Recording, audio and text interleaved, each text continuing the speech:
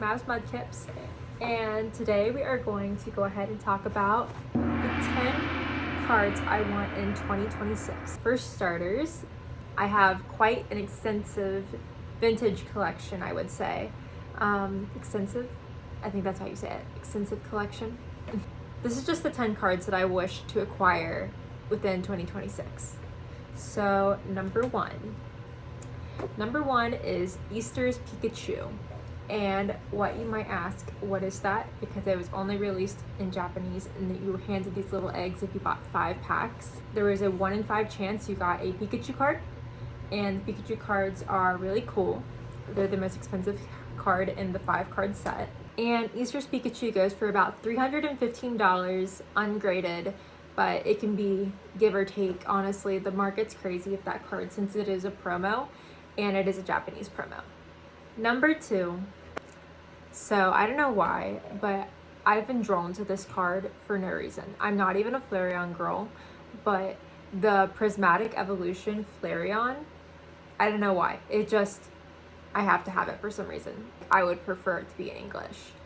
So the Prismatic Flareon goes for about $151 as of today, January 3rd. Isn't that crazy? Number 3 is the Neo Genesis Feraligatr. I have been collecting Neo Genesis since the beginning, I would say, the beginning of last year, and this is my last card that I need. Interesting fact, all of the starters, the middle evolution, and then the final evolution have 2 different artworks for the Neo Genesis set. I think that's really cool. I do not need it to be a first edition. I don't really care if it is first edition. Most of my set is non-first edition. It's uncommon. So I would say that according to the internet, this card can range anywhere from $20 to $60. It's not typically a higher price card. It's just a who kind of has it card since it is a vintage set. Number 4 is the Bubble Mew from Paladin Fates.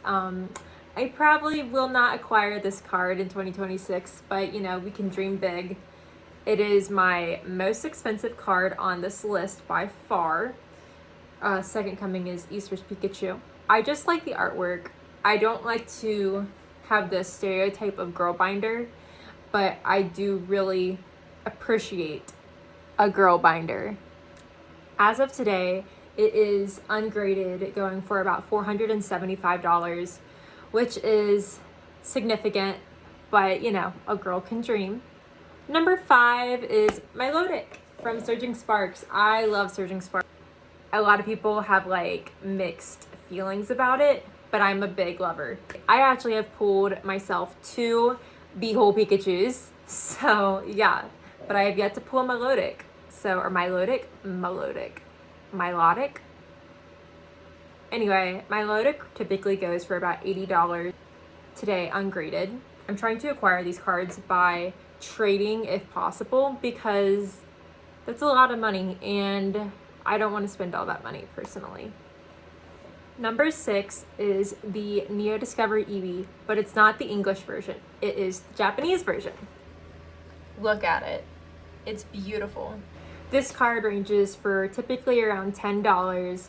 However, it is that situation of you would have to buy it online, or you'd have to know someone who knows a guy who has a cousin who was into vintage Japanese cards when you live in the state of Ohio. So,